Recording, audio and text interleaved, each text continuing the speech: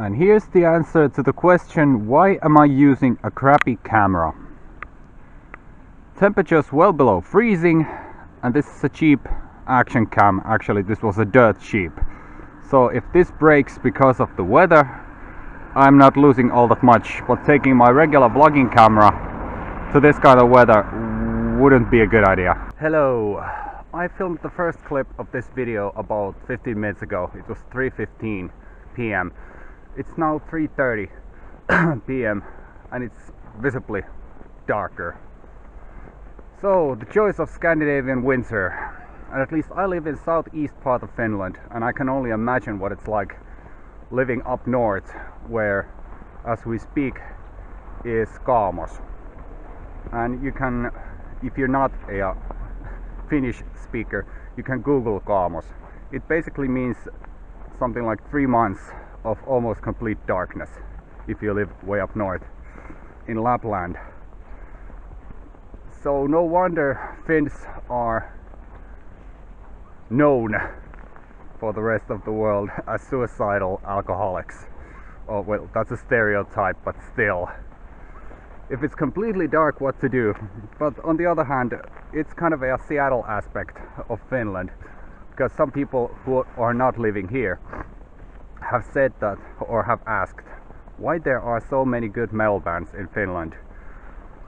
Same thing with Seattle in the late 80s, early 90s. Why are there so many good bands on such a small area? Well, it's fairly simple. In Seattle it's raining most of the time, or it's damp, humid. So there's not all that much to do than start a band. Well, in Finland it's a bit same thing. It's dark, or getting dark, or slightly less dark quite a few months from the year. So metal seems to be kind of a good form of music, or good genre of music to tackle into when there's completely dark and it's raining. And well, right now we actually have snow currently. Last winter was a bit and winter before that was, I don't even remember. Well, yeah. But I just watched, while I was walking, I was listening to Skaz's yesterday's video that he uploaded today. And well, I know that you're probably going to watch this, so it's not that I can't make videos, but that's my personal choice not to upload all that much, because I don't want to repeat myself. That's the main thing, because there are always ways to go around certain obstacles I have as a vlogger what comes to subject matters and locations. But the main thing was that I didn't want it to keep repeating myself over and over again, because my interests are relatively limited, so to say. And what comes to those mices, it was well, for me it was kind of funny and cute to see that you're catching them alive and then releasing, because if my father would see that video, he would go, what? Because when we had mice on my parents' house, and I think they still have occasional small furry visitors in their house, my father bought these mouse traps, and they are not your kind of average Tom and Jerry style of mouse traps where you put cheese and then it's clunk. Those things are basically small guillotines. So there's a blade above the entrance, and when the mouse goes in, yank! And yes, it can get pretty messy. They once found actually the rear end of a mouse inside of that trap, and the question was how? Did that mouse went in on reverse, or but in general, if the quality of this camera is shaky, that's because there is no anti-shake function on this camera. And as I said in the start of this video, it's so freaking cold that I don't want to break my regular vlogging camera, so this will have to do, at least for now, although I know that this looks pretty bad. And I've been forced to edit the last 2 videos with Windows Movie Maker, because for some reason if I connect this camera to either one of my computers or my PCs with a USB cable, those computers won't not find this camera, they won't recognize it. But when I take the memory card out from the camera and put it into a card reader, no problem. So I don't know if I have a busted USB cable, and it's those wide, narrow ones, and so it's not even a regular USB, small USB thing. It's one of those flat and wide, and I only have one cable that fits. So and of course the one PC with a card reader is my gaming PC. It's not even my editing PC. So that's why I have to use Movie Maker, because the well, I'm using Power Director, I think Cyberlink Power Director, as my editing software. And the thing here is that the version that's on my gaming PC doesn't recognize my GPU. So when I'm rendering something, I have to use CPU rendering. And that's a hassle, and it takes a lot of time. So that's why I'm using Movie Maker, because it's not all that CPU intensive in my opinion. So I'm back in the days when I first started vlogging, when I was editing and rendering with my old laptop. And that laptop was, well, let's say underperforming by today's standards. So back to the basics, I think. And the reason I'm doing videos in English, I woke up this morning and I filmed one clip and I was like, why am I doing this in English? Well, the first reason that comes to mind is that for the last, I don't know, maybe week and a half, 2 weeks, I've been going through my notebooks, and I have 4 of them, 2 small and 2 big ones, for different languages. I have 1 small and 1 bigger notebook for English, and another 2 for Finnish. And those smaller ones are something that I'm carrying around with me at all times in my bag, so I can write down, you know, pieces of poetry or sketches, small short form poetry, pieces of lyrics or lyrical ideas, and so forth. And now that when I'm making an EP, first I was going to do a full length, but then I changed or scrapped that idea and decided to do 3 or 4 EPs during this year. And one of them would be already finished, but it was a concept, or the lyrics were built around certain concept, certain story, and I scrapped that. So now I had to start from, well, almost nothing. I have my sketches though, so I have to write the lyrics all over again, which will be, for some of those songs I've rewrote them, what comes to lyrics, I think 3 or 4 times now. And that's not because I'm not happy with them, it's just that when you're thinking about things and thinking about your past, which is kind of the carrying theme for at least 2 of the EPs, is kind of a living in the past, thinking that I should have done those things differently, but at the same time realizing that you can't go back in time to correct your mistakes. You just have to live with them, and you have to deal with the consequences. So I had to rewrite those lyrics again. But that's one of the that's a common practice when it comes to songwriting. I mean, there are people who just write the first version and that'll be the final version.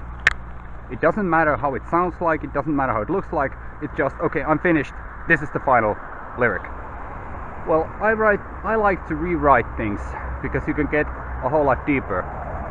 You're singing it and you're reading it, and all of a sudden, wait a second, that sentence doesn't fit. or that wording can be tweaked. So writing a song is basically a 4-part, or writing a lyric is basically a 4-part thing.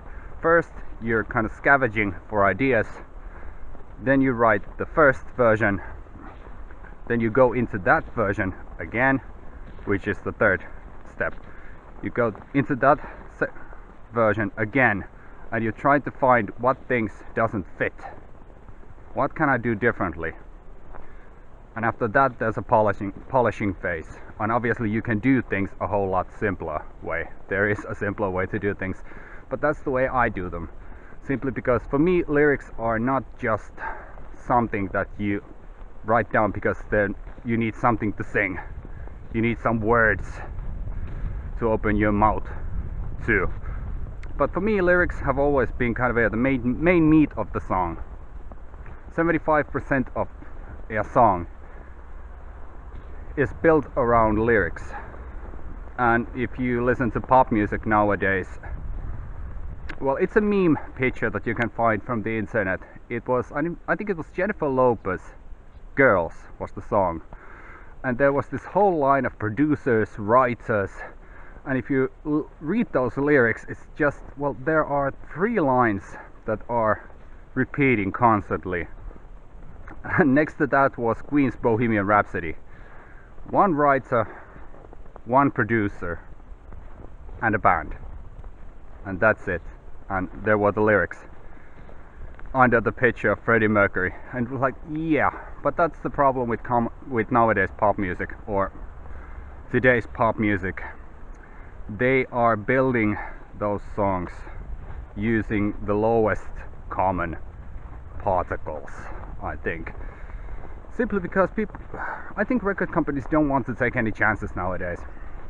Although I do understand that because of piratism and people uploading things from the internet directly, and who needs to pay music, they are already rich. And then they're wondering why they aren't any good artists around nowadays. Well, that's because record companies don't want to take chances with kind of a not so obvious successes, if that's a proper way to put it. They want to put out another Britney Spears album because that will sell, or another Justin Bieber album because it will sell. It's a guaranteed seller. And well, I think that record companies won't exist as we know them 20 to 25 years down the line, because of you can make music on your own. We have technology that you can record, engineer, mix, master an album, and we also have the internet, so you can release it. So only thing that people need record companies for is basically marketing, because it's easy to sell your own music, it's easy to make your own music recording wise, and it's easy to sell it through internet, although oversaturation kicks in already with all Bandcamps and SoundClouds, and there are so many people trying to get noticed through music that it's kind of oversaturated. But that's future's model of doing things. Artists who are not trapped into record companies, or trapped, what, that's kind of melodramatic, but still, but who are making and releasing, distributing their own music, and that will be the future.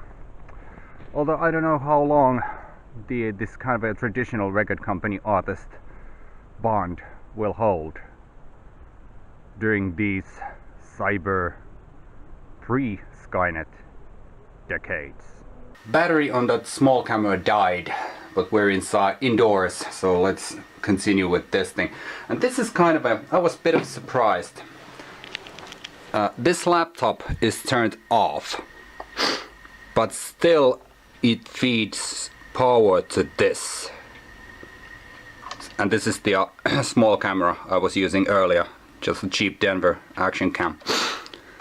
So the power still comes to the USB port even when this thing is shut off. Interesting. But anyways, I've continued to baffle my thoughts, or whatever is the right word. Kind of scraping the barrels of my heart. So I've continued with the songwriting thing, and I've shown the tools before, but this is one thing that you don't, or this is one of the things that are kind of hard to find from YouTube, because what comes to metal or anything that has distortion on it, if you go and watch a tutorial how to write a song, you most likely end up with a video where drum machines and VST amps are being used.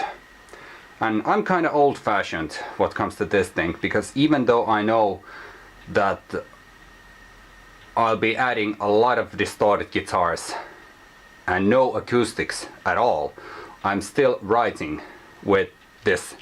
So this is if you can see, this is a cheap, very cheap actually, acoustic guitar. Zoom H1, just notebook, pen, plectrum, and a bunch of lyrics. And this is not because I'm a firm believer of the thing that a good song needs to work with just one guitar and vocal. It's not about that, but it's because of the lyric thing I was talking before. If you write songs using distorted guitars and drum machines or drum programs or whatever, my personal favorite is MT Power Drummer 2. I think Power Drum or Power Drummer, which is a donationware. Basically it's free, but it does the job when it comes to actual writing. And if you have an electric drum kit, you can play the drums and get the MIDI and use those sounds. But I'm doing it this way because, in my opinion, in modern metal and modern modern harder music, the first question is, does it gent? Which is, to my ears, that's a load of shit. Because, well, the sounds are good. Those guitars are just roaring through the speakers, and it's technical and tight. But there are no songs. Where are the songs?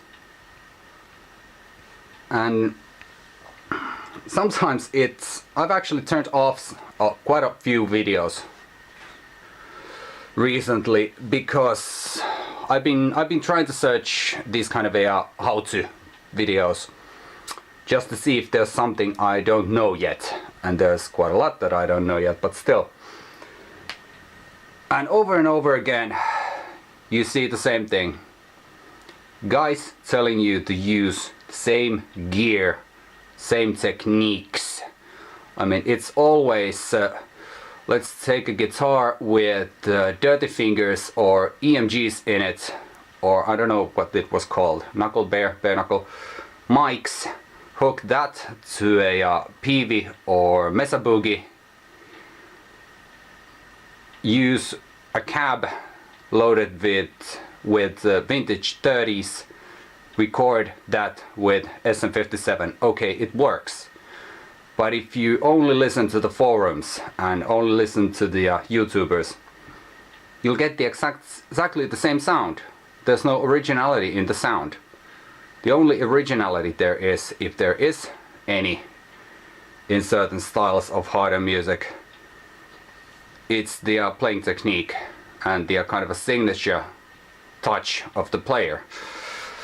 But there's no originality when it comes to songwriting, especially if we're talking about metalcore, which, well, for me it sounds like a boy band, 90s boy band with distorted guitars. We are all original, dude. Well, still I'm hearing the same arrangements, same auto-tuned backing vocals, and all the polished production tricks from one song to another to another to another. I'm an old man when it comes to music, if I can say. Well, I'm not even in my 40s yet, but still I'm feeling like an old man because of the way I like to work. And I know that I'll be using a lot of distorted guitars in some songs with no acoustics at all, but still I'm writing with an acoustic guitar, because then you can hear how vocals and the riffs work together. Because it's always fun to have kind of a big Marshall or something like a Mesa Boogie dual rectifier and a Les Paul with good mics tuned to, let's say, D standard, and just go boom. I mean, it's great. But in many cases distortion hides or sugarcoats the bare bone of the song, and that's not what I want to do. Because yes, this sounds heavy, but then if you strip it down, that song is very crappy actually. So distortion hides a lot, it masks a lot, and it sugarcoats. To my ears, you can have a completely different opinion about this, but that's the way how I think it. That if you have this kind of heavy, kind of crushing tone, you're not thinking about the song anymore, you're thinking about the sound. And there are places for sound thinking and song thinking, but it's too easy to get carried away because of the sound, especially when we're recording bass, which is a pet peeve of mine, or have been a pet peeve of mine for years. And this actually comes from a YouTube channel, Circle of Tone. I watched one of his videos, I think Ian is the guy called. I'll link one of his videos down if you want to see where I'm coming from. Is that why is it that when you're recording bass in a studio or in a, well, at home I do understand that if you crank up a bass amp and you don't have a place to do that properly, it can get pretty messy what comes to neighbors. But when you're in a studio, take a bass, take a DI, and then do that popular dual track thing with one track completely distorted and one track completely clean, and then blend them together. Because that makes, well, yes, it makes a huge bass sound, but it doesn't give the bass any character.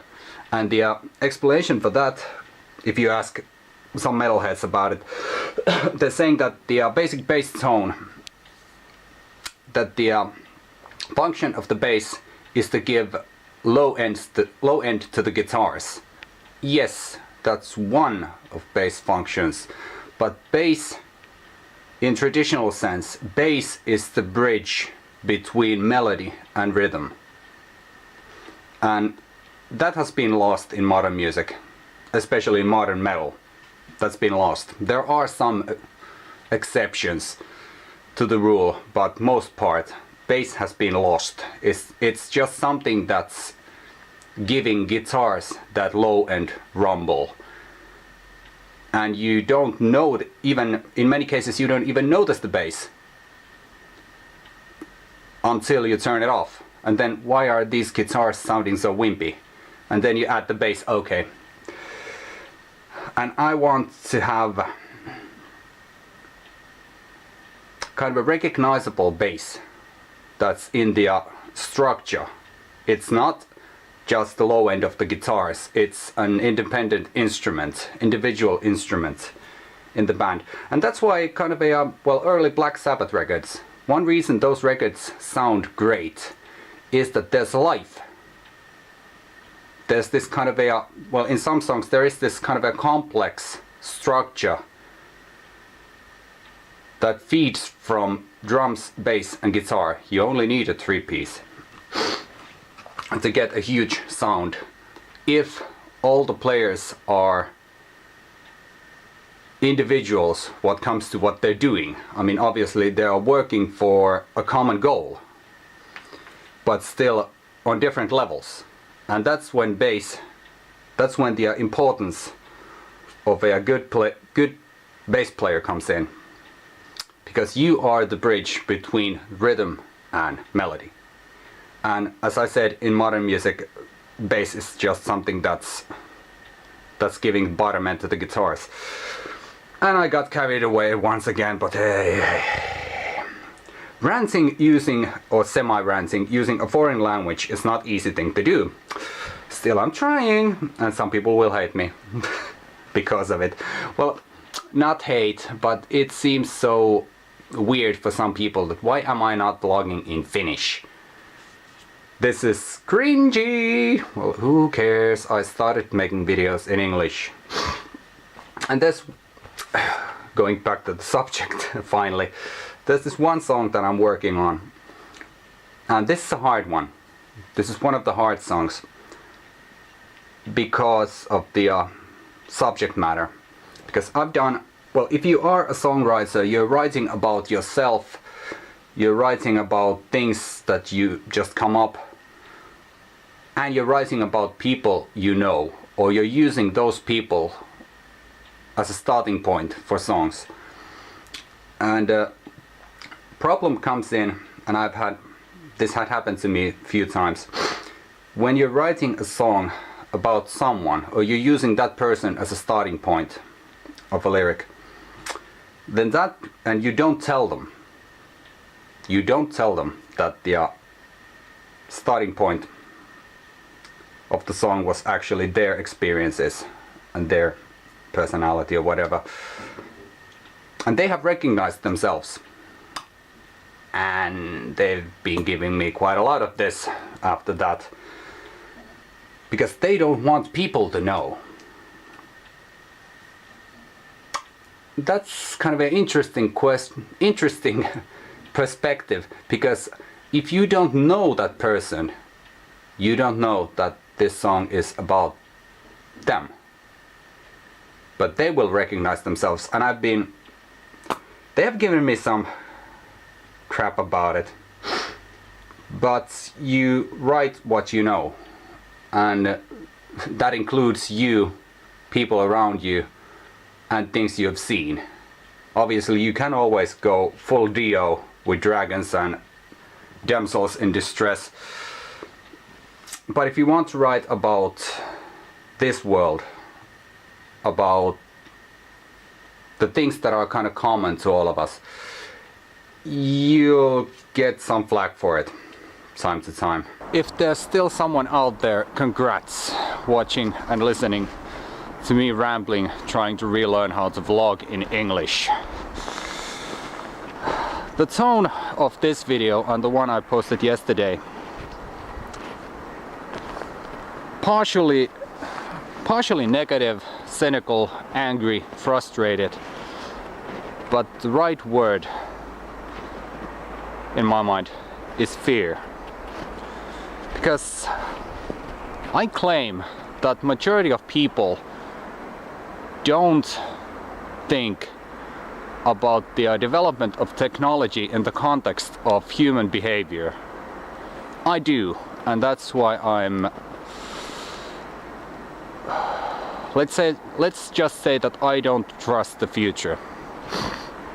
Because before phones, before radio, before internet, before anything we have now, people were tightly connected to ones around them. And well, it's easy to say, well, we are still connected, we have cell phones and internet and social media, and no, you're not, because you are an animal. You are a pack animal. And that's the difference here. And that's the point I'm trying to grab here. Because you're nothing but an animal. We are two-legged, upright land mammals who are living in packs or herds. I don't know what the right word it is when we're talking about humans. I think pack would be the right word. And in packs, for example, if you look at wolves, there are certain ways to communicate. There are certain ways to socialize. And well, I'm not saying that social media is the Satan, because there are a lot of good things in it or about it. But social media is, it's text, it's video, it's photos, and all of those are easily manipulated. You can edit and manipulate videos and photos however you like before uploading those. So, for example, when some people are thinking that life of a vlogger is amazing, no, it's not. Or that some gaming YouTuber is a brilliant player, no, it's not. Because what you're seeing are highlights. And younger people don't seem to understand that. You're seeing highlights.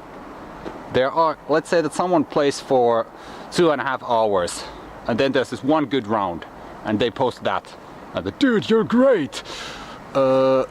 If you could see the rest of the material, nope.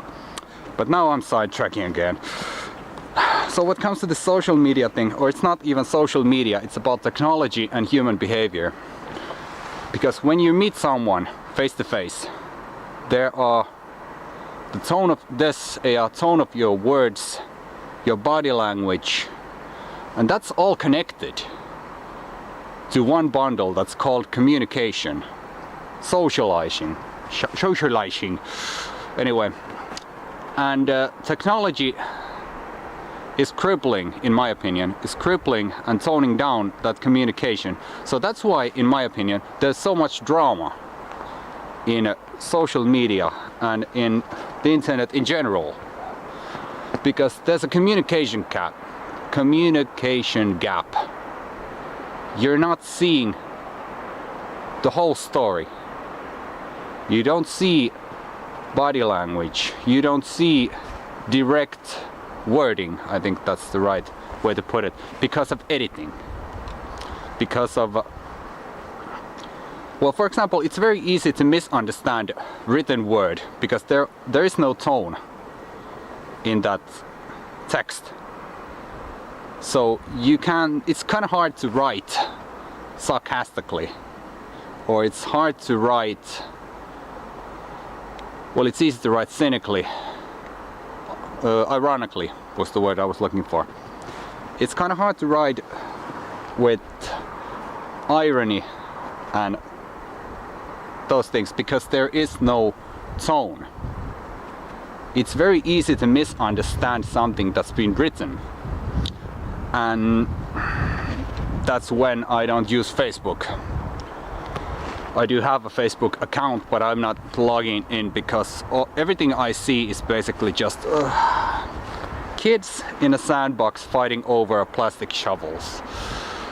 But anyway, now I'm sidetracking once again. So the main point, what I'm trying to say is that I don't trust the future in the sense that our ways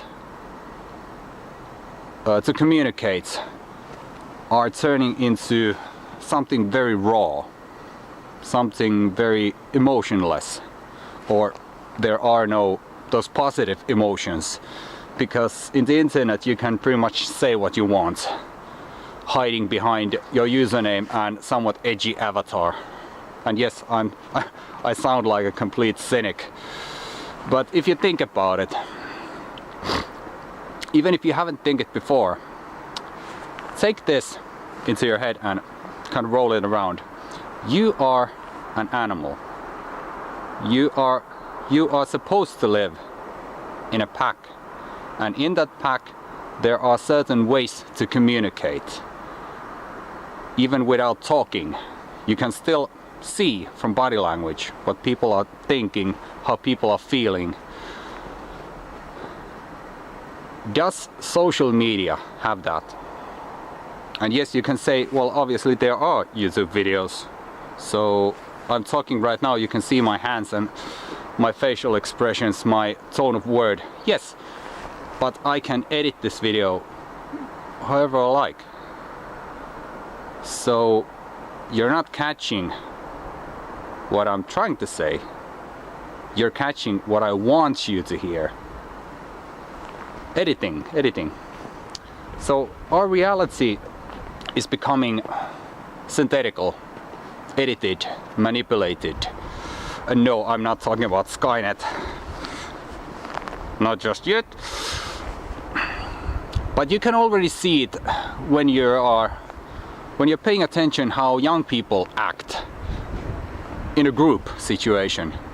Well, at least I can see that there are a lot of social skills that are not developed because they are spending their time on the internet, online. So you don't have to learn how to communicate with people IRL, or at least those skills are lacking quite a bit. And also you can see it from their vocabulary. It's getting narrower, narrower, narrower. And this is not even me just blowing smoke. You can check these things. There are researches being done about these things. So fear is the right word.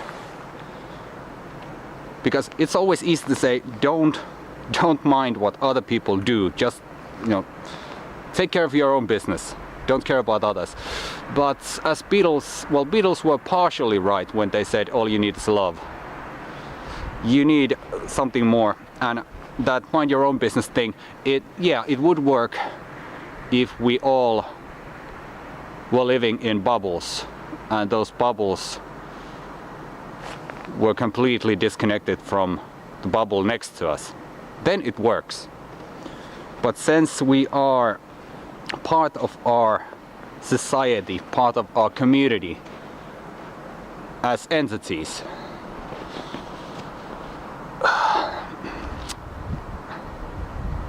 it's not about losing hope, it's about thinking what will happen down the line when the actual in real life communication is getting, the bandwidth of it is getting narrower. And that's what I'm afraid of, because I could only mind my own business. It wouldn't be hard. But I do think people as a social species, and with the inventions like internet, it's connecting us, but at the same time it's disconnecting us from what we truly are by nature. I keep repeating myself, but once again, I'm not saying that social media in general is the devil. But I've been researching the effects of social media to our social behavior for almost 10 years now. And it's not all rainbows and cotton candy. And I'm not talking about these things because I'm a grumpy man in my late 30s. It's because I care. Even for those I don't even know in person, I still do care. Because what comes to the social media thing is that, well, for example, there are way too many teenagers who don't seem to understand that what they're seeing on screen is not reality.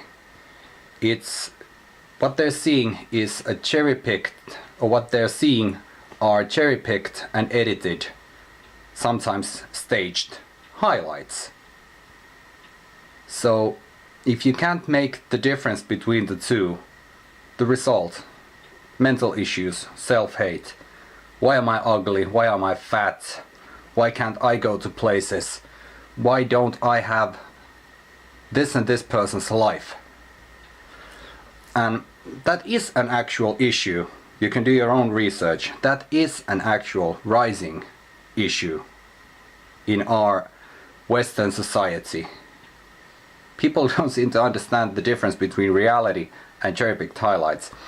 And, well, here's kind of a food for thoughts, kind of a test that you can do. And I encourage you to do this if you are looking at me and thinking, what the hell is that guy doing? Or saying, he's mental, lost it. Well, here's a small test you can do. Take your cell phone and take a selfie every day for a month. Don't upload those to anywhere. Just take a selfie every day for a month when it's your highlight of the day. When you have just finished that perfect makeup or when you just got out from the gym telling Iron who's the boss, or you just got off from work, finally the day is done, you just got off from school, you just got kids to bed, okay, it's silent. Take a picture when that moment comes. Take a selfie when that moment comes and add a filter that's to you is saying this is my moment. And do that for a month. And after a month, look those pictures back to back. What you're seeing is probably kind of a Instagram feed of the person you're envying. So digital world, we're living in it.